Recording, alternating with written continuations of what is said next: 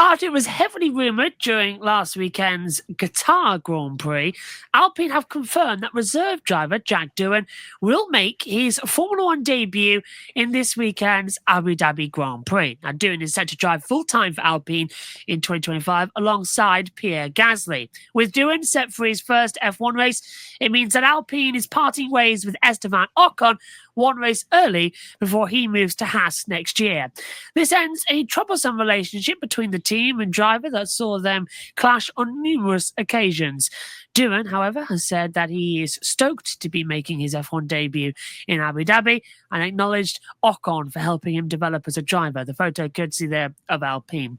Could have been a bit of a uppy-downy good news story, depending on what side of the world you're on. What are your expectations for Doohan's first F1 race, and why would Alpine move on from Ocon before the season finale?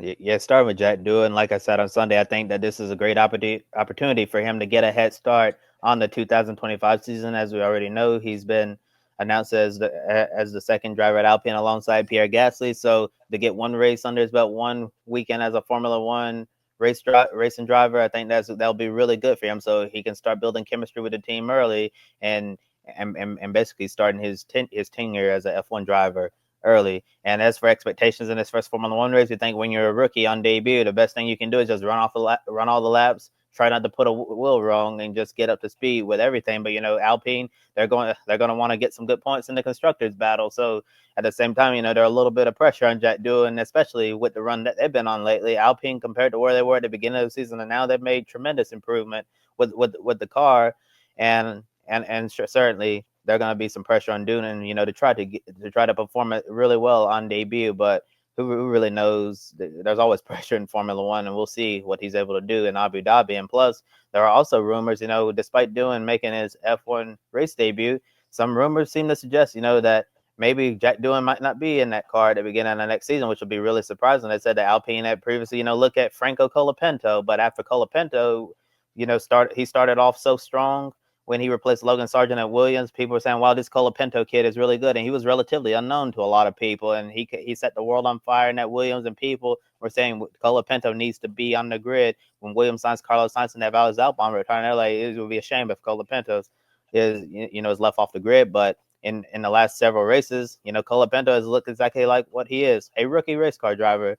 And the Williams crash expense bill continues to climb higher and higher into the millions or even billions. I don't really know how much the damage truly costs, but it's absolutely enormous, the amount of money that Williams has thrown away this year with crashes and stuff happening to their race cars. So it seemed like, Colapinto to Alpine has really cooled off. So Jack Doohan doesn't have anything to worry about on that front, and also Colapinto to Red Bull or one of the Visa Cash App RBs, that's also cooled off as well, because Red Bull doesn't want to be paying for a crash damage there.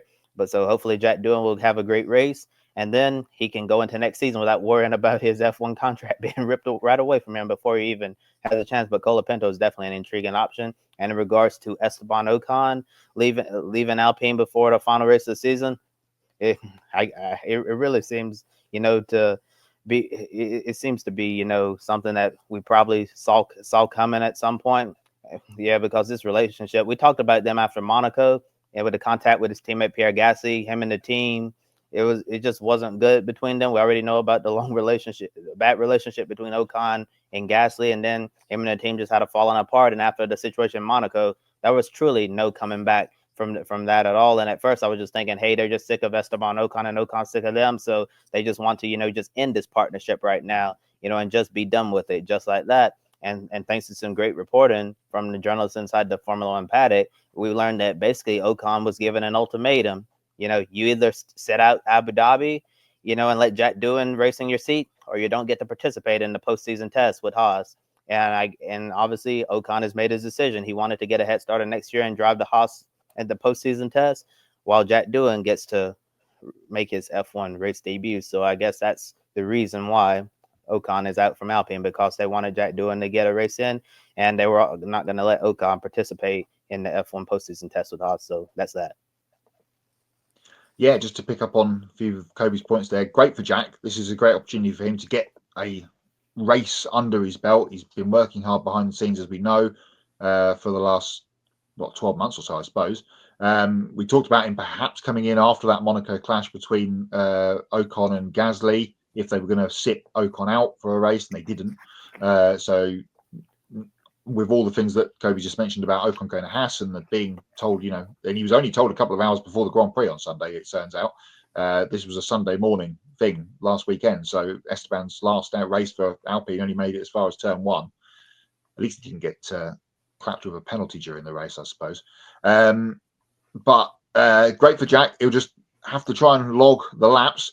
The team is going well, relatively speaking, aren't they? In the last few weeks, Pierre Gasly's been doing a great job. And they're in this big battle for 6th in the championship between them, Haas, bizarrely, and RB. Alpine have a 5-point advantage.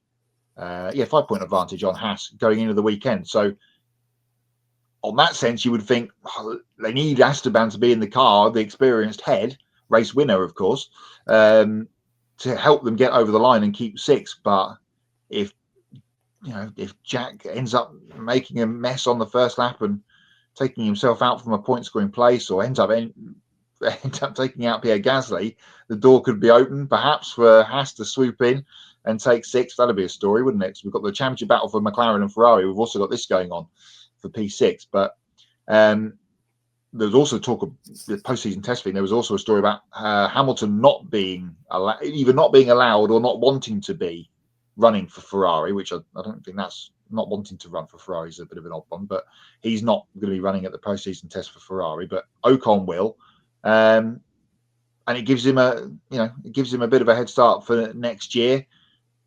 And the way he's been performing in the last couple of weeks, I guess it's a chance for a bit of a fresh start for him pre-Christmas, and then get himself ready to come back into that team full-time next year, of course, alongside Ollie Behrman.